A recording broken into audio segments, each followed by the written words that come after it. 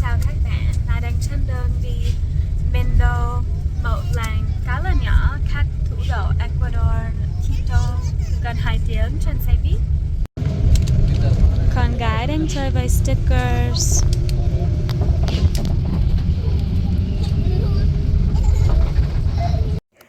Tôi nói rồi, rất là lâu là muốn thăm Mendo nhưng mà chưa có dịp tại vì rất là xa nơi mà na sống.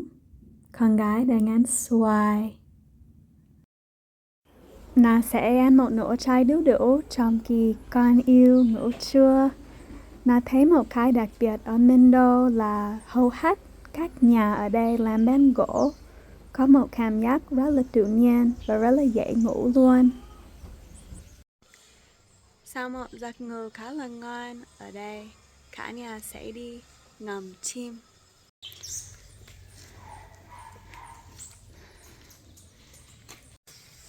Ở Mendo này thì có hơn 550 loại chim và 1.200 loại buồm khác nhau. Rất là nhiều luôn.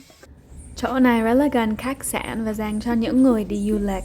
Họ cho chim cái nước, hình như là nước đường hay mía thì có lẽ không tự nhiên cho lắm nhưng mà cũng rất là hay. Và nó thấy rất là tốt tại vì thay vì xem tivi, máy tính, điện thoại con có thể được hòa mình với thiên nhiên. Như vậy sẽ mang đến vô vàn lợi ích cho sự phát triển toàn diện của con. Bữa sáng thì vừa ăn trái cây vừa ngắm chim. Mendo, Ecuador khá là gần thủ đô thì có rất là nhiều khách đi du lịch từ khắp thế giới, đặc biệt những người Mỹ hay người châu Âu lớn tuổi mà thích ngắm chim.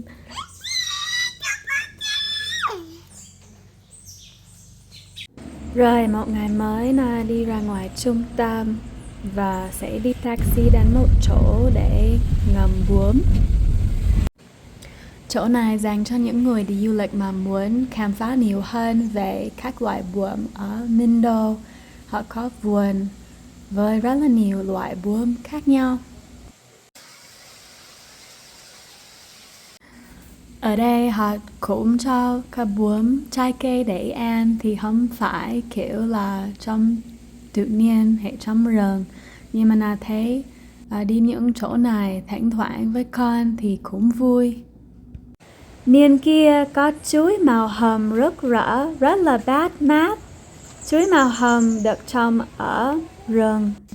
Khi đi du lịch với con thì con dẫn lại nhiều và ăn trái cây. Đấy là trái chanh dây, tên là Granadilla, là trái yêu thích của con gái.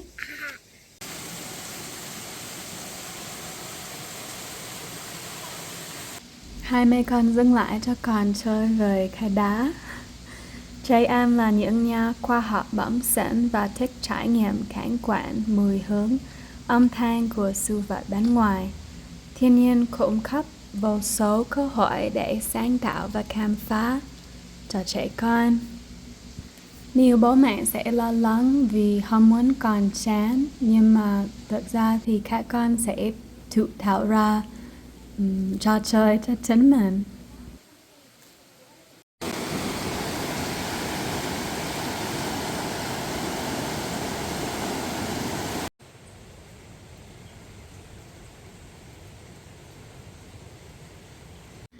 Rồi một ngày mới, cả nhà sẽ đi cáp treo đến rừng để đi thác nước.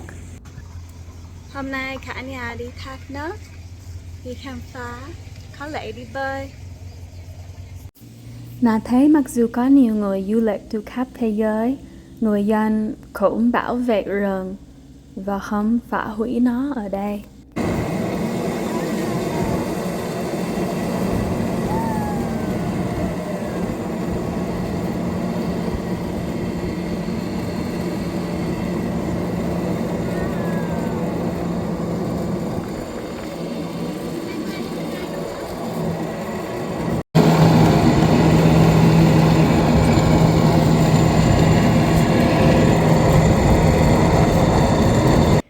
Khi xuống thì mình cần đi bộ vào rừng ít nhất 30 phút để đến cái thác nước thứ nhất.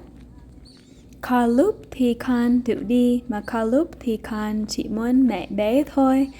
Và có người nghĩ là bé con nhiều thì mẹ sẽ mệt. Nhưng mà nó thấy khi đi vào thiên nhiên thì nó lấy nhiều năng lượng hơn so với việc ở nhà cả ngày.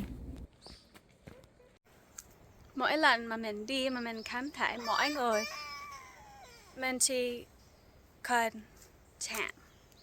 chạm vào cây để lấy lại năng lượng và đi tiếp. Bây giờ con muốn đi với bố và ngắm cây. Khi được ra ngoài và thích nghi với khí hậu và thời tiết, bé sẽ khỏe mạnh hơn và ít bị ốm. Mặc dù đi chuyện này rất là lâu và mình đã đi rất là nhiều nơi khác nhau trong xe buýt nữa, nhưng mà con không có bị ốm gì cả. Khi được đi ra ngoài nhiều, con sẽ có tinh thần sảng khoái, vui tươi hơn.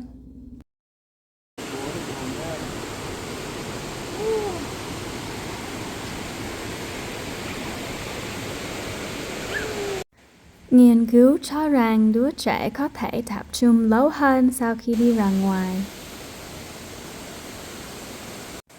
Nam Mỹ này, đặc biệt Ecuador thì có rất là nhiều cây cầu như thế này. Rất là nhiều con sông và thác nước. Là chưa bao giờ thấy nhiều thác nước ở một nước như Ecuador. Thường khi đến thác nước, cả nhà sẽ đi bơi.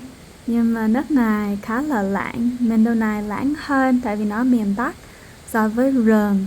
Trong rừng nhiệt đới thì nước rất là ấm và rất là sạch sẽ, có thể uống trực tiếp luôn. Bây giờ mình sẽ đi lên, con rất là thích tự đi. Khi đi lên, thích đi cầu thang và không muốn giúp gì từ bố mẹ cả. Bé được chơi hết mình khi đi ra ngoài và không có giới hạn. Và bố mẹ không có nói cẩn thận nhiều. Nó thấy rất là nhiều bố mẹ ở đây nói cuidado, cẩn thận hay careful. Và điều đó sẽ làm con sợ về những thứ bên ngoài.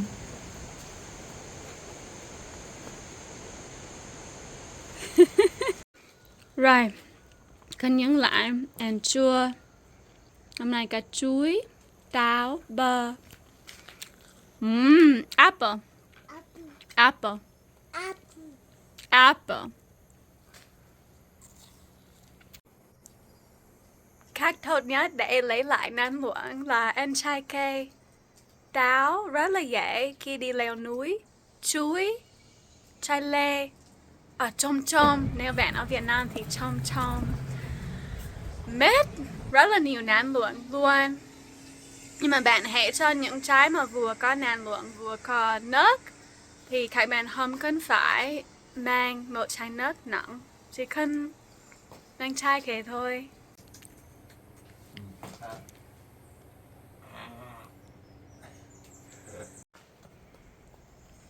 Rồi, mình vừa đi hướng này về thì bây giờ mình sẽ đi tiếp. Có 6 cái thác nước khác nhau. Mà tùy vào con này mình sẽ đi bao mấy.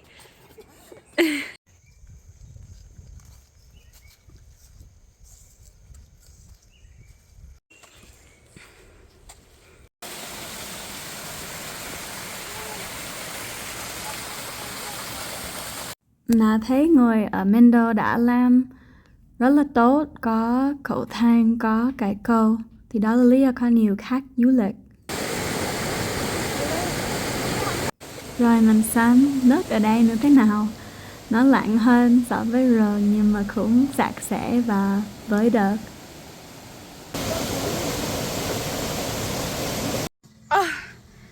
Khó thở luôn á. Mà thế mẹ đi xuống thì vậy, đi lên thì khó. Đã đi 2 thác nước nhưng mà bây giờ con buồn ngủ. Đi ngủ trưa thì về nhà thôi. Ở đây có 7 cái. Nhưng mà đi 2 cái cũng rất là đẹp và rất là vui.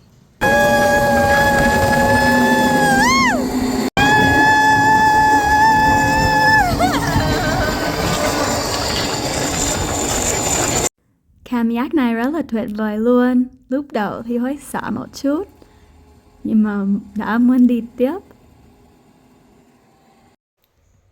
Đến lúc để ngủ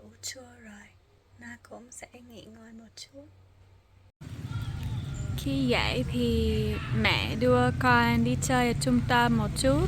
Con rất là thích nghịch nước. Buổi chiều ở đây thường có rất là nhiều máy.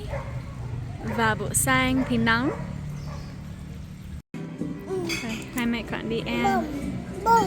Đấy là món quinoa chai. Và đấy là acai bowl một bát sinh tố với dâu tây, kiwi, các loại hạt ngũ cốc. Nó cố gắng ăn lãng mạn dù ăn ở ngoài. Đấy là món đặc biệt ở Ecuador thường làm với cơm, nhưng mà đấy là quinoa và rất là nhiều rau khác nhau. Rồi bây giờ Na đi đón con gái công viên.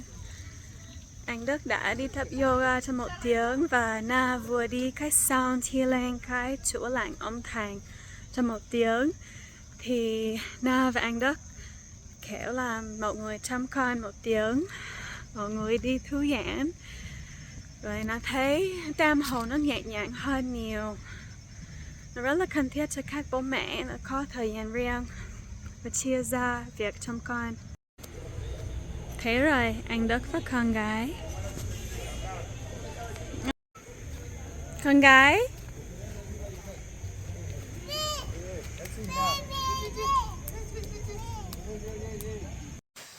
Những ngày mà không đi chơi lớn thì chỉ đi gần suối thư giãn cho bên nghịch nước và khám phá ở đây có thảo mộc gì, cây cỏ gì, loại bướm, loại chim, đơn giản như thế thôi.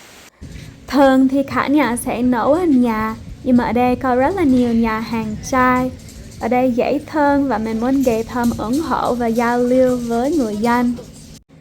Nhà hàng này cũng có rất là nhiều món quinoa đặc sản ở đây. Và đấy là cam chay không có đường, không có sữa, chỉ có trái cây và nước. Hình như hơi chua đối với con. Đấy là chan nhây và thảo mộc. Thì đó là hết những thứ nào muốn chia sẻ từ Mendo. Hy vọng là các bạn đã thích xem video này. Trong video về rừng nhiệt đới Amazon, nó sẽ chia sẻ nhiều hơn về cuộc sống hàng ngày của người dân. Ở Mendo thì nó chỉ tập trung vào mẹ thiên nhiên thôi và các hoạt động của gia đình. Tạm biệt và hẹn gặp lại trong những video sắp tới nhé.